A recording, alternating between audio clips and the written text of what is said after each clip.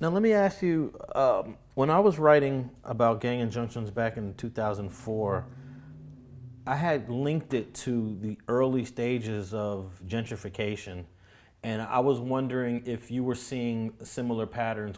They're very much linked. When one on our toolkit, the how to fight a gang injunction toolkit, one of the first things that we suggest is research on planning and development in your city. So why? Asking why are they pushing this injunction now? Who's pushing the injunction, and is there any gentrification plans? And what you'll find is that there is.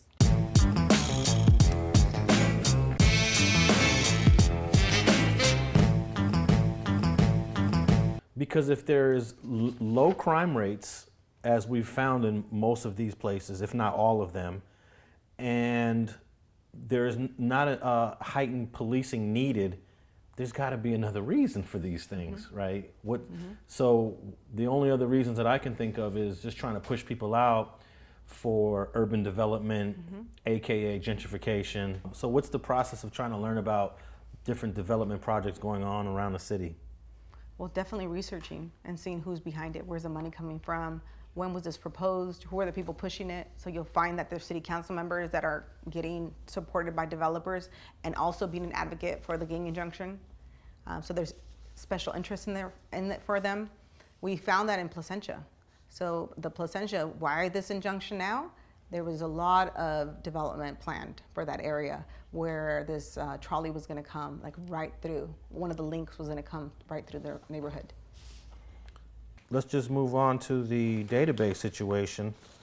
And I mean, this Cal Gangs database has been an issue, oh man, for at least 20 years here in LA County, and I'm sure in the surrounding counties. So this is an effort to place an injunction on the gang database, and it's being led by Sean Garcia-Lees, the attorney, and the representatives on the lawsuit are Chicanos Unidos, Pillars of the Community, which is based in San Diego, and Francisco Romero, who is a community member in Los Angeles. In 2016, there was an audit that showed significant flaws with how information was inputted into the gang database, and then how long it was stored, who was included. There was significant flaws. And so the Attorney General was supposed to address those flaws and put into place like protective mechanisms. And so 4 years later, they still haven't done that, and they were supposed to have done it by January 1st. And so here we are months later, and it's still pending. And so we're saying, like, if you are not going to actively create these safety nets, then you should not be using this system. We have to talk about like what's going on right now in LA County. So 3 officers are being prosecuted for illegally entering information into the gang database.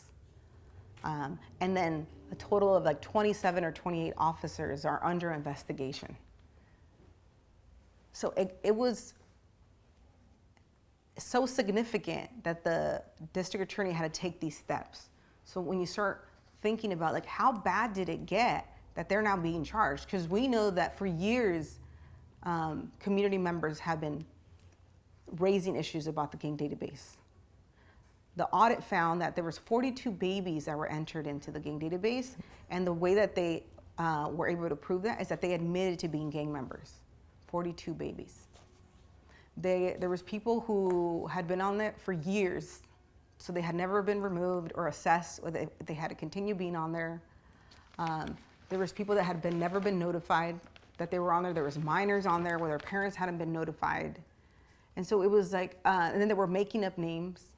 So making up people's names or entering people without actually having any supportive like evidence. So we're talking about the Attorney General Javier Becerra, right? So what's his public position on the Cal Gangs database? He's the Attorney General. So he's saying like legally we don't have to stop using it, and there's they're going to purge. Once they purge the system, then they can start adding people on there, but that they are still allowed to enter people. They haven't lived up to what was asked of them to do. and legally asked of them to do. So it wasn't like a suggestion, like we found this audit and we're suggesting that you do it. Like, no, there was law passed that requires you to change the way that information is added and then stored and then shared. So they were supposed to fix these flaws. He's had ample time to do it. He has not done it. He was vocal about like how concerning it was. Even LAPD pulled away from using the gang database, the Cal Gang database, them saying it causes more harm than good. Same thing that Becerra is saying, but there's no action. There's like no protective action being taken. So then we were then we had to sue to put this injunction into place. The ultimate goal would be to stop using the system as a whole. Like, stop entering information, stop using it. But if that's not attainable, then how do we start fixing like how people are inputted into the system that has long-term effects on people? So some people could argue that, yeah, you know, they can get racially profiled and they could be mislabeled, and yes, that does happen. But this information is used against people, right? And it is used to extend sentencing. So when you start seeing cases where somebody is given 15 years for something that they may have served 3 years, that is serious. So the consequences are, that's abuse of power. And so maybe people are not taking this as serious because it's secret, they don't know about it, it's not having immediate consequences, but this all has long-term consequences. So employers are able to access this information. In your immigration process, they're able to access this information. And then it's used against you in the court of law. And so maybe people are not taking this as serious because it's secret, they don't know about it, it's not having immediate consequences, but this all has long-term consequences. So employers are able to access this information. In your immigration process, they're able to access this information. And then it's used against you in the court of law. For LAPD, they're saying like, we're not using the system anymore, given that they're not entering information and they're getting information. But they were forced to do this because of all the corruption that was exposed. Like, how many officers were caught entering false information? I mean, if you think about like, this many officers were caught, but how many actually were doing it? And then out of LA, what other counties were doing this? Because this is a system that's been in place for years. So how many years has this been done? And how many people have been affected? How many people are sitting in jail? How many people have a record? How many people are like not even eligible for expungement because it was a certain conviction? Because we know that gang enhancements are not usually expungible, right? There's some crimes.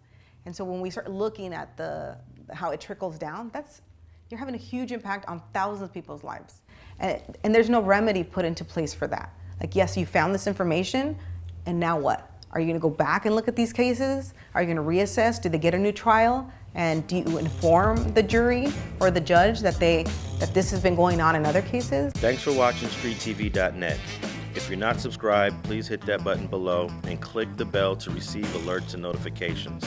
Feel free to comment below so you can give us your feedback, and be sure to watch the 2 related episodes to the right. If you want to support this platform or follow us on social media, visit the links in the description, and thanks for watching StreetTV.net.